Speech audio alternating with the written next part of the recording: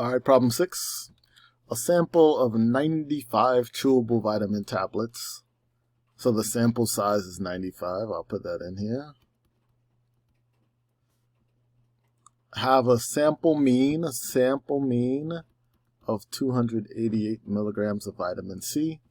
Nutritionists want to perform a hypothesis test to determine how strong the evidence is that the mean mass of the vitamin C per tablet exceeds 291 milligrams. State the appropriate null and alternative hypotheses. So we want the null hypothesis and the alternative hypothesis. Null is H sub 0, alternative is H sub 1. So the null hypothesis for our textbook is always a statement of equality. It's saying that essentially nothing has changed. The population mean now is what the population mean was.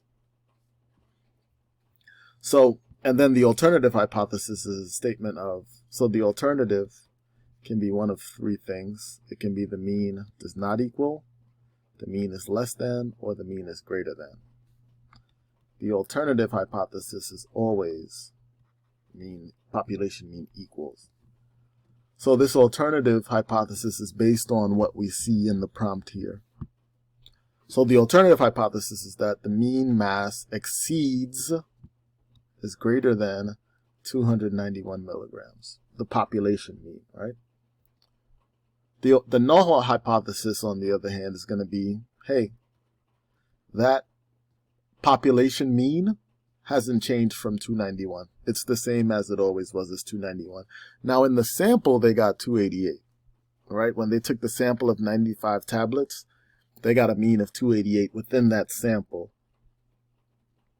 But the population mean was 291, and we want to determine, based on this sample that we took, right, in this hypothesis test that we're doing, we want to test how likely it is, how strong the evidence is that that population mean is actually greater than 291. It exceeds 291.